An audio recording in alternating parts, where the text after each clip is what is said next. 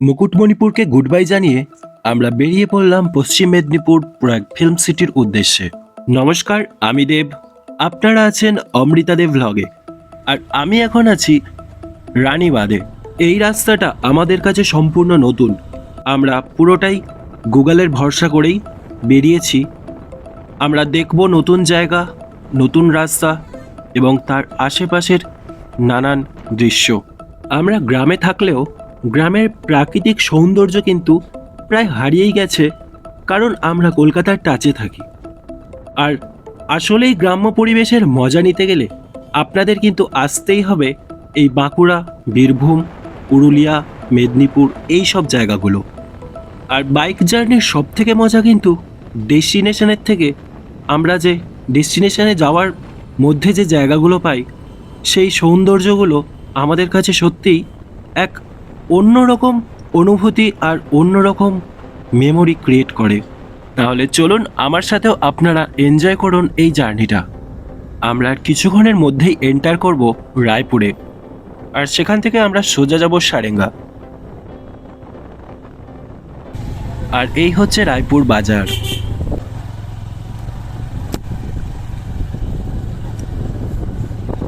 Google map আমাদেরকে কি রাস্তায় ঢোকালো রে দে।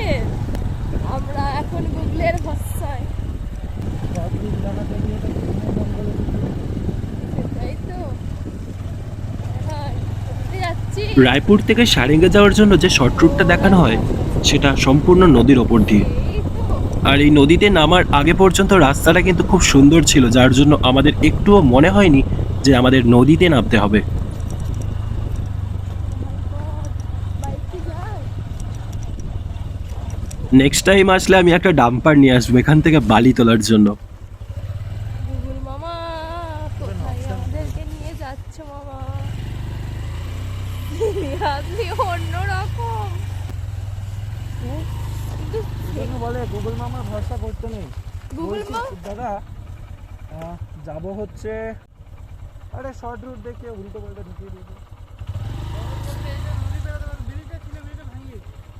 যাওয়া যাবে? ও আচ্ছা। হায় হায়। যাবো কি করে? ওই বাইকটা কি করে আসবে দেখ।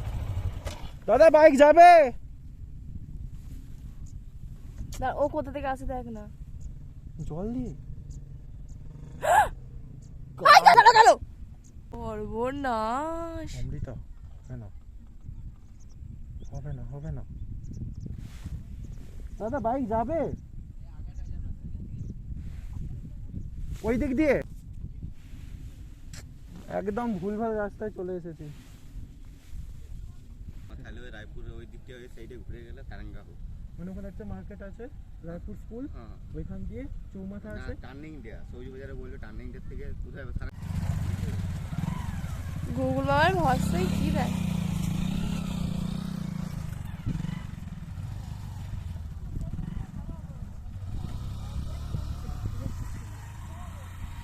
তখনই বোঝা উচিত ছিল রাস্তা নেই। আরে শুকিয়ে যায় তো। নেবো না, শুকিয়ে যায় বলছে। একটু সাইড কর, কমপ্লিট হলো না। আরে 1 মিনিট।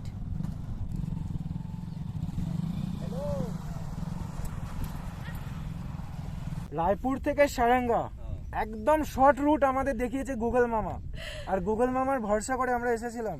এই যে বন্যায় পুরো ব্রিজ ভেঙে গেছে, আর কি এই হচ্ছে অবস্থা অবস্থা। দেখুন। গুগল মামাকে ভরসা করো না। চলো আমরা আবার রিটার্ন যাই, গিয়ে ব্রিজ ধরবো।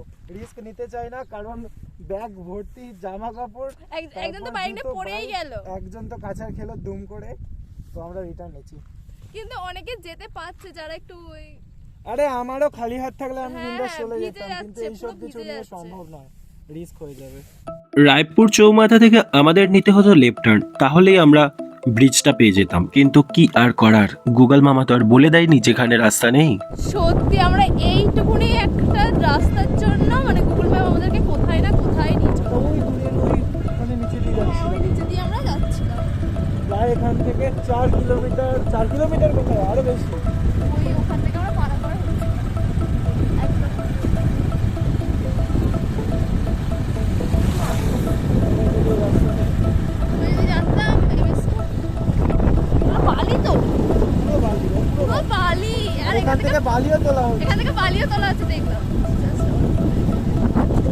রায়পুর গোবিন্দপ্রসাদ সিংহ সেতু থেকে পুরো রাস্তাটাই খারাপ ছিল, যার জন্য আমরা এক সিভিক ভলেন্টিয়ারকে জিজ্ঞাসা করে আরও একটা শর্ট রুট বার করে আমরা এই সোনালি ধানের ক্ষেত ধরে এগিয়ে চললাম সারেঙ্গার দিকে।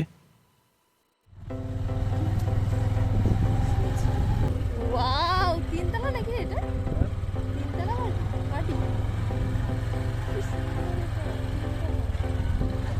রাস্তাটা একটু ঘুরপথে হলেও মেন রাস্তা খুলে দেওয়ার কারণে আমরা এই রাস্তাটাই ধরেছিলাম। আর এই রাস্তায় পাচ্ছি আমরা গ্রাম্য পরিবেশের প্রাকৃতিক সৌন্দর্য।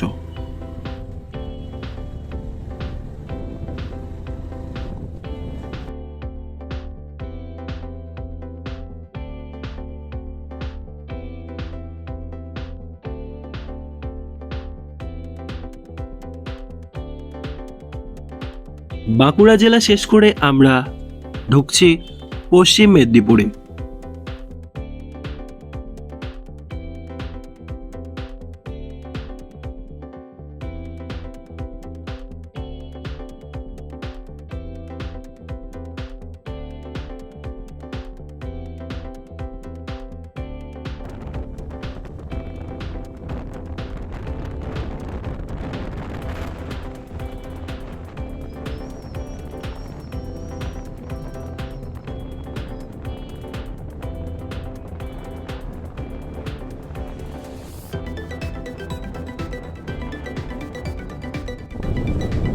সেই ঘন জঙ্গল। তুলে দিচ্ছি, চল।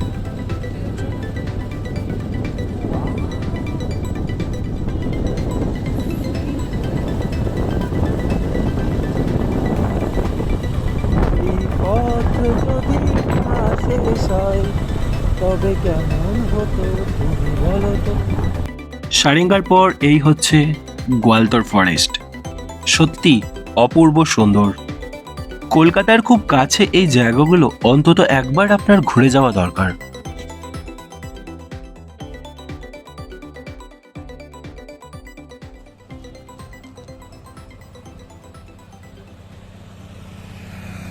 বাঁকুড়া ক্রস করে আমরা এন্টার করেছি পশ্চিম মেদিনীপুরে, আর শালবনী আমাদের স্বাগত জানিয়েছে এবং আমরা SH4 ধরে চলে এসেছি গোয়ালতর ফরেস্টে।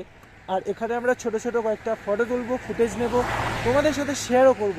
তাহলে চলো এগিয়ে যাওয়া যাক।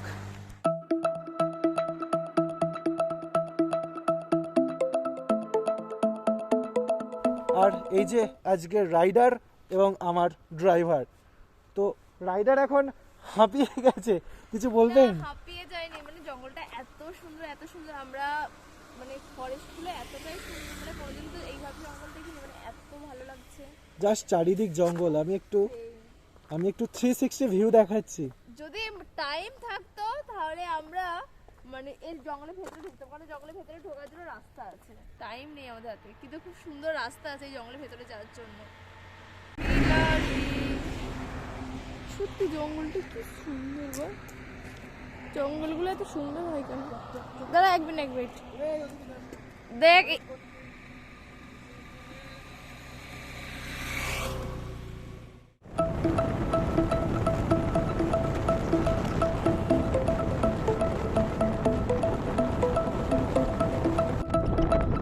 আর কিছুক্ষণের মধ্যেই আমরা ঢুকে যাব প্রাগ ফিল্ম সিটিতে।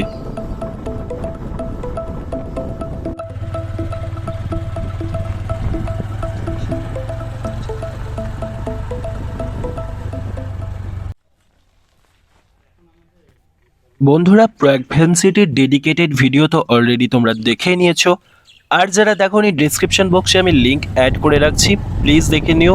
সাথে সাথে এই ভিডিওটা এখানেই শেষ করছি। ভিডিওটা কেমন লাগলো অবশ্যই কমেন্ট করে জানাও, আর ভিডিওটা ভালো লাগলে লাইক, শেয়ার অ্যান্ড সাবস্ক্রাইব করে দিও।